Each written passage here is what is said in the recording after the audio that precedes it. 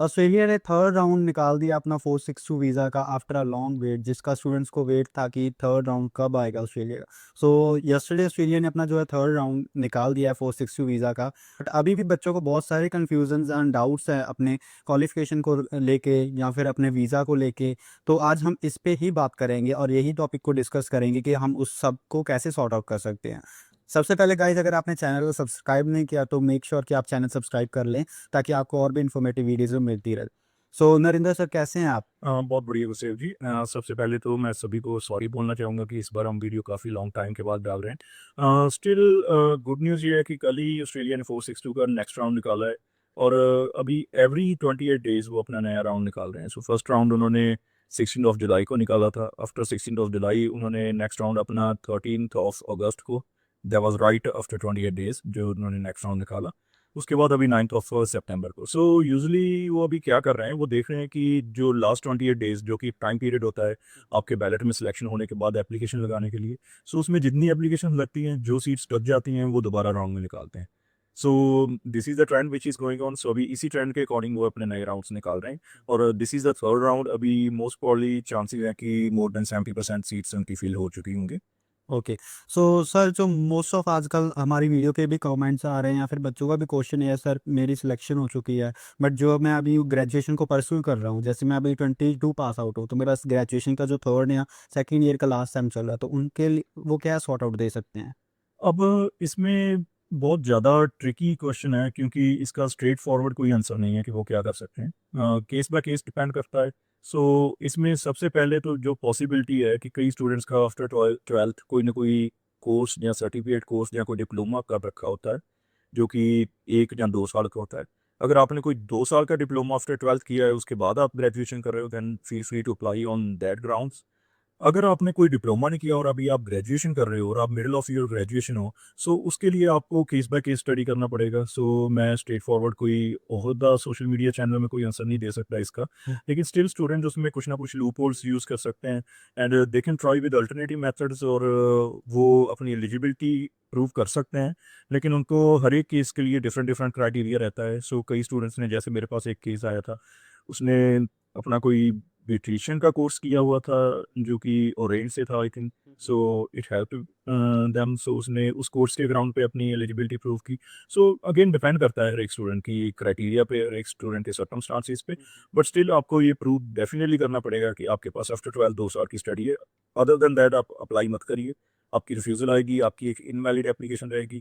So I don't recommend कि आप invalid application लगाओ और आप अपनी एक रिफ्यूज़ल लो और नेक्स्ट टाइम ऑस्ट्रेलिया अप्लाई करने के लायक भी ना रहो। सो स्टिल आपको ये एलिजिबिलिटी प्रूव करनी पड़ेगी। उससे उनका पैसे का भी वेस्टेज ही है। डेफिनेटली आ जाए। उसकी जो एप्लीकेशन फीस है वो वेस्ट जाएगी। सो उसका कोई फ़ायदा नहीं है। आप ट्राई भी वही चीज़ कीजिए जिसमें पॉसिबिलिटी हो। सो जिसमें पॉसिबिलिटी ही नहीं है, सो वो ट्राई करने का भी कोई फ़ायदा नहीं। बिल्कुल।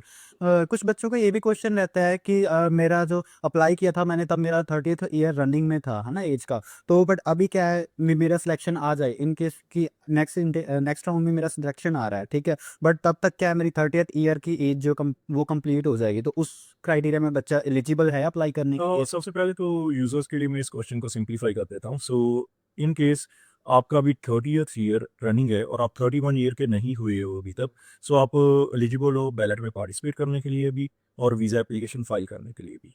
सो जो यूज़र्स पूछ रहे हैं, उनका मान लो बर्थडे आ रहा है before next year, so they are going to be turning 31। So उनके लिए क्या क्राइटेरिया रहेगा अगर उनकी सिलेक्शन उसके बाद आती है? So just one word answer, they can't apply.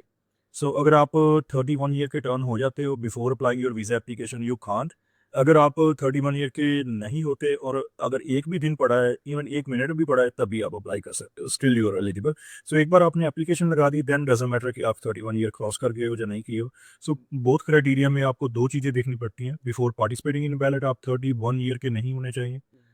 Second thing, before making application as well आप 31 ईयर के नहीं होने चाहिए। बिल्कुल। अगर आपकी 31 में सिलेक्शन भी आ जाती है तो आप एलिजिबल नहीं हो। बिल्कुल भी नहीं, जब आपकी एज 31 ईयर होगी। बिल्कुल। वो अभी क्या है कि बच्चों ने, जैसे कई बार क्या है, बच्चों अप्लाई कर दिया बच्चों ने, उनका पासपोर्ट तब पुराना था बट वो अभी एक्सपायर हो चुका है, उन्होंने रिन्यू करवा लिया। तो उसके चेंजेस का कोई इम्पैक्ट कैसे पड़ेगा उनकी फ़ाइल पे, या कुछ चेंजेस को अपडेट कर सकते हैं वो फ़ाइल में? वेल अगर आपने एप्लीकेशन लगाई थी तब आपका पासपोर्ट डिफरेंट था, आपका पासपोर्ट लॉस्ट हो गया, स्टोलन हो गया या एक्सपायर हो गया, जिन केसेस में आप रिन्यू करते हो। अगर आपने पासपोर्ट रिन्यू किया है, so it's not going to impact your visa और एप्लीकेशन। उसके लिए सिंपल क्राइटेरिया, जब आप एप्लीकेशन लगाते हो तो सिस्टम आपको ऑटोमेटिकली पूछता है कि your passport number is different. So आपको नए पासपोर्ट के साथ एप्लीकेशन लगानी है, लेकिन वहाँ पे जब वो पूछेगा कि आपका पासपोर्ट नंबर डिफरेंट है, you need to select appropriate reason कि किस वजह से ये डिफरेंट है। सो वो रीज़न आपको सेलेक्ट करनी पड़ेगी, but still you can apply with the new passport as long as you have a photocopy or copy of old passport you need to attach with the visa application। so उससे कोई भी ज़्यादा impact नहीं पड़ेगा, लेकिन आपको दोनों passport की फोटोकॉपीज अटैच करनी पड़ेगी, बट आपको एप्लीकेशन अपनी नए पासपोर्ट से लगानी पड़ेगी। बिल्कुल। एंड जो लास्ट एक मेरा क्वेश्चन है, बच्चों का भी क्वेश्चन रहता है, अभी तक उनका रिजल्ट नहीं आया, बच्चों ने लास्ट अप्लाई तो कर दिया, फाइल भी सबमिट कर दी, बट अभी तक फर्स्ट राउंड का भी नहीं आंसर आया। सो सर ये बहुत ही ज़्यादा बार मैं क्वेश्चन सुन चुका हूँ। Last time even with in 5-7 days भी वीज़ा ऑटो ग्रांट हुए हैं, ऑलमोस्ट उसको हम ऑटो ग्रांट ही बोलते हैं। इस बार डिले इसलिए हो रहा है कि आई थिंक कि इमिग्रेशन जो है वो होल्ड कर रही है एप्लीकेशंस की, ताकि वो 2-3 राउंड में जितने एलिजिबल एप्लीकेंट अप्लाई करते हैं उसके बाद वो अपने रिसोर्सेज उस पर पुट करें। इससे ये होगा कि उनको अपना प्रोसेसिंग टाइम ज़रूर इंक्रीज़ होगा, लेकिन उनको प्रोसेसिंग करने में कम टाइम लगेगा। जब वो इमिग्रेशन अपनी टीम इस पे लगाएगी तो they going to process within couple of days. So अभी थर्ड राउंड रन हुआ है, so after third round there are good chances कि इमिग्रेशन साथ ही साथ एप्लीकेशंस उठाएगी और within couple of days आपको वीज़ा ग्रांट हो जाएगा। So according to our prediction within 1 month और 1.5 मंथ आपको रिजल्ट आउटकम्स मिलेंगे। उससे पहले आपको आउटकम्स मिलने के चांसेस बहुत ही ज़्यादा कम है। इन केस अगर हमें भी कोई ग्रांट्स मिलती है या हमारे यूजर्स को ग्रांट मिलती है या किसी को मिल चुकी है, please comment in the comment section, ताकि और लोगों को भी पता चल सके कि हमारे पास वीज़ा ग्रांट हो चुका है and they can follow up with their application और वो इमिग्रेशन को कॉन्टैक्ट भी कर सके। लेकिन फिलहाल जो हमारे नोटिस में कुछ ज़्यादा एप्लीकेशंस की ग्रांट नहीं हुई है, सो इसमें हमारे नोटिस में कोई भी ग्रांट अभी तक आई नहीं है, लेकिन एप्लीकेशन ने अपनी एप्लीकेशन ज़रूर डाल रखी है।